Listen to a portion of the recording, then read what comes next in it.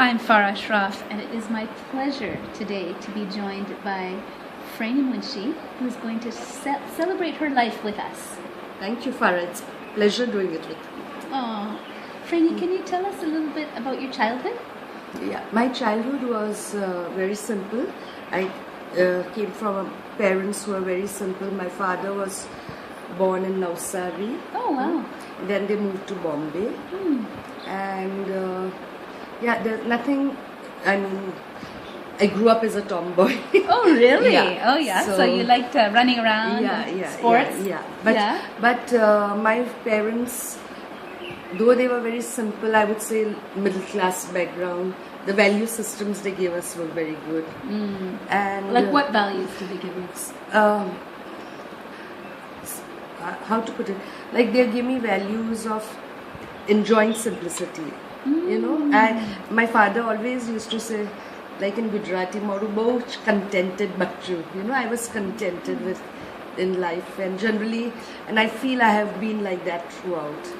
And the religion part of it, my father was more spiritual than actual. He would believe in the angels, you know, Ashofaro, and all that. So he was not the type of person who would go to the fire temple every day or open a book and sit and pray. But both my parents have been so simple, they've never hurt a fly in their life. Oh, wow. You know, so I have seen and I've enjoyed that part of and that's how I relate to my religion now. So, like with my father, we would go to the Agyari only on Navroz and, you know. Okay, the occasions. Occasions, yeah. It was not like you have to go all the time, like other people. In Mumbai, so this was in Mumbai in my growing years. Whereas after I got married to my husband, so it's just I realized how each child is brought up differently, and then your upbringing makes so much difference. Like my husband was brought up with a grandmom and his mother, where you had to pray from the book. Oh, wow. And you have to go to the Agyari once a week or once a month and all that. So then I started learning more and doing more things with him. Okay. But like with my father, in my growing years, I always had like in school or whenever I felt I was in trouble, I would only pray the Athavariya Bas. And somehow, even till today, that faith in that Athavariya I have is super strong, you know. Wow. Yeah, I can be doing anything and in my mind I will be praying that, you know. Yeah, but that is... but I really don't pray from the book so much. Okay. So even though you're married to somebody who was more pious, changed so your practice. that's what I always used to tell my husband, that it's not that you are more religious and I am less. It's just because of our upbringing, but somehow the value systems have always been the same. Right. And I find this now in my son. We took him out we moved away from Mumbai when he was just 6 years old, and then we moved to Bangladesh. Bangladesh? First posting, Oh. And for work? For work. He was posted out, my husband. And I, just 15 days before we were leaving, I met one Parsi lady through word of mouth at a club in Bombay. And the first thing she said to me when I met her is that I waited for 20 years for a Parsi to come to Bangladesh.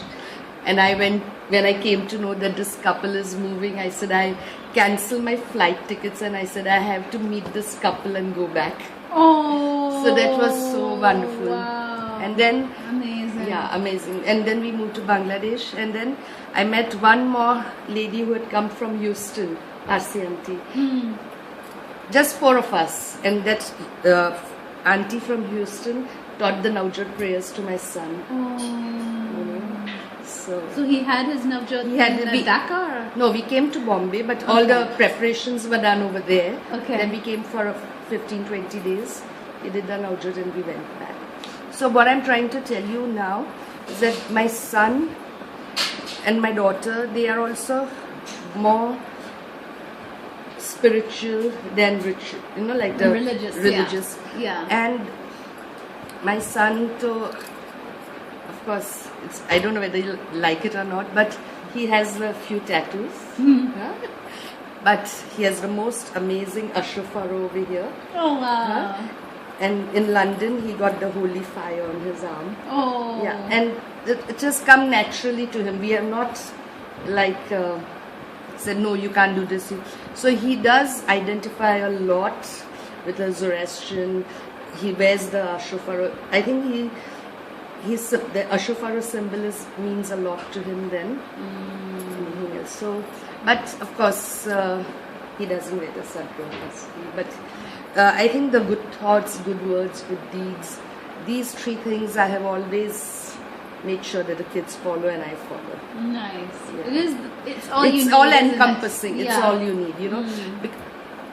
I shouldn't be saying this, but my experience has also felt that people who I've noticed in my life, people who have been praying from the book for 3 hours and then are the meanest people sometimes to turn out to be.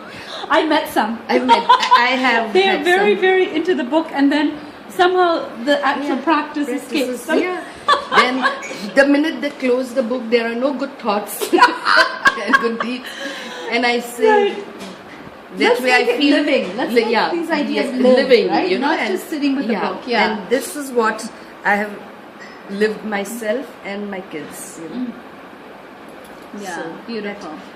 That is the main thing that I've drawn from Zoroastrianism.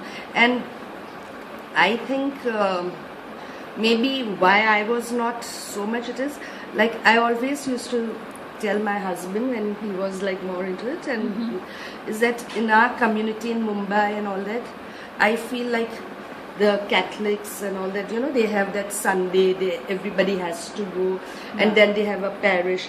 Here, I felt we never grew up with one Dasturji holding classes, and you know what I'm trying to say. Yeah, so that sort of thing was never there. It was left to you how you practice and what you do. We were never really in a systematic way taught. Am I coming across to what I'm saying? Yeah. So, like, I feel a Muslim kid will always go for Quran classes. Right. It's mandatory. Right. Bible classes, mandatory. Yeah. But we never had Avasta classes structured. I think now that revival is coming, I recently read something that our Morbids and Astrujis are going to play a role, more, not only praying in the fire temples, but they will be praying like a community role they'll be playing. Okay. Yeah. So there'll be a shift there. Yeah, there's going to be a shift there. I think this is what has happened. Then the kids, it's just when they go every week and they study something, it becomes a part of their upbringing. Sure. Yeah, but that was never a part of my upbringing, you know, because, But I have no regrets because I was really given good values from my parents and I blessed them. Let's talk about other parts of your life. About your childhood. My childhood, I told you, was there's nothing spectacular about my life. Other parts of my childhood, but let's talk about your adult years. My adult years, after I finished college, I got married to the first guy I met, which didn't work out. Oh, wow. So how did that? So it was a love marriage? It was a love marriage. Okay. But we are still very friendly now. Oh, it's nice. like, and then I met Carl, and things have worked out very well. So I feel everybody needs a second chance in life. And I was blessed to have it. No regrets. No kids with the first marriage? No, my daughter's from my first marriage. Okay, so you have 2 kids. 2 kids. Yeah. My daughter is 35, son is 25. Wow. So there's a 10-year difference. And where's your daughter? She lives in Mumbai. So she's close by. Yeah, she's close by. And this is again, she's 35 and single and you know the community, you want kids. But pressure. Yeah, but she's open to being introduced to some guys, but somehow it's not clicking. So she's having the introductions. She's having the introductions, but she doesn't want to leave Mumbai. Right. Huh? Like, and I think there are very few Parsi boys who are developed in Mumbai. Okay. So it's becoming like that, but still we are hoping. This is like the big question in our Big community. question, How yes, are we yes. going to survive? How are we going to continue? This is the thing. not just your daughter, so many others, right? Yeah. But she's still hopeful. She's hopeful, and Yeah. we are contact. I like my friends try to introduce, and sometimes, and I think at the right time it will happen. So do you want to tell us about your daughter, and let's see if this video can help the process? My daughter is a very successful makeup artist in Mumbai, and she's earning well and everything. And she always laughs. Says, "Mummy, in my line, I only meet gays and girls. So you find a guy." Yeah, because she cannot have an office romance. Right. You know, so that exposure is not there. Yeah. And at the same time, she's leading a full life, so I'm not really so worried about it. She's enjoying life and everything. But I think now 35, she should settle down, and I'm praying this year it happens. Oh, and you become maybe a granny. Yes, that would be lovely. Wow. So, anything you want to share about having a second chance? I feel everybody deserves a second chance in life, and I think the second chance always works out well. You learn from your mistakes, and yes, and I think it makes you less judgmental in life. Yeah. You know. Yeah. So I'm fine. So what would you say you've learned from your mistakes?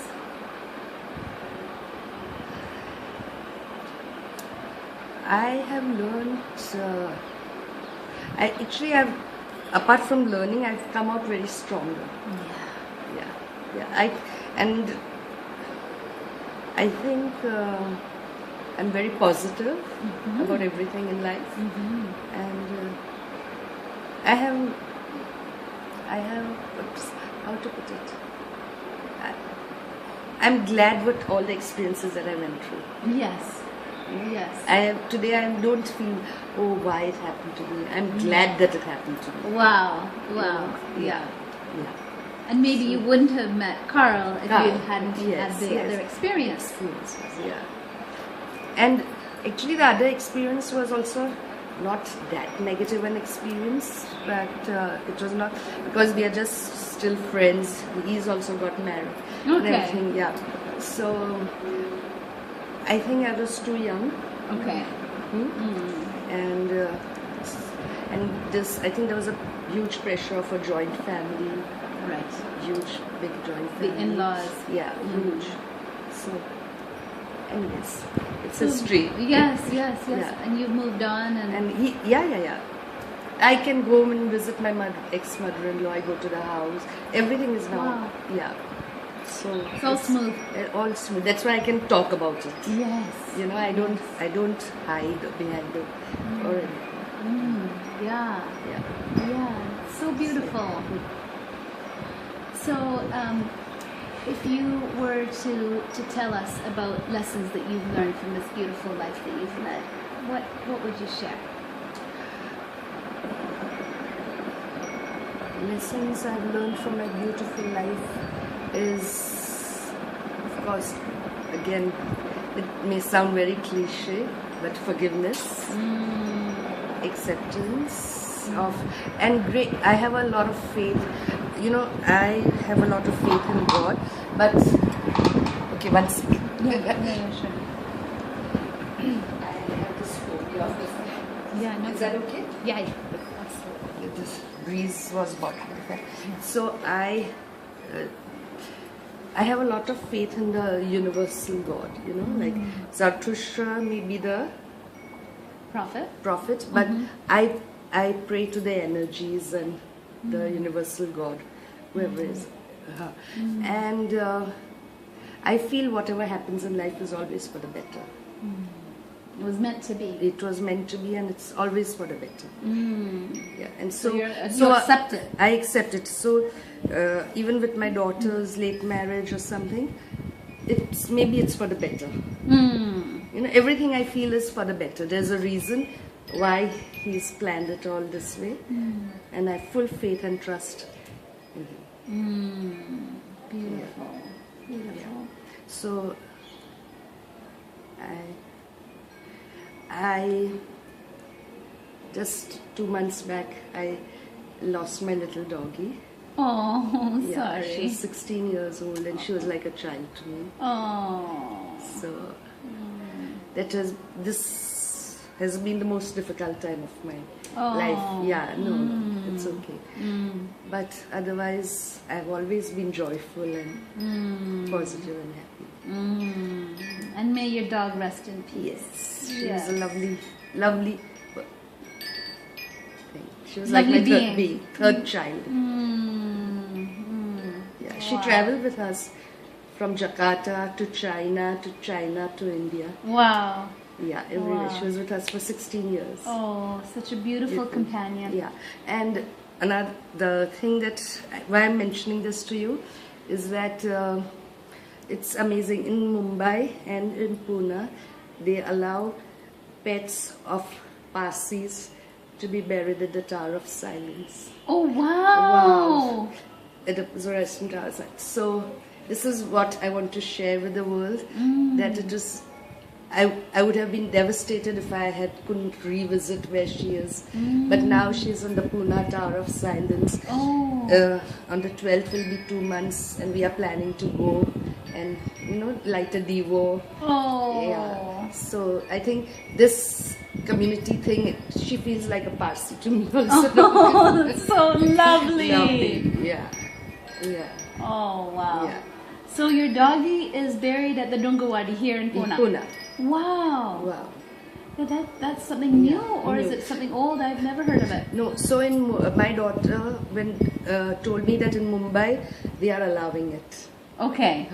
So when we relocated to Pune, because we don't live in a bungalow or a garden, I was very keen that I find a proper resting place for her as and when it happens. Oh.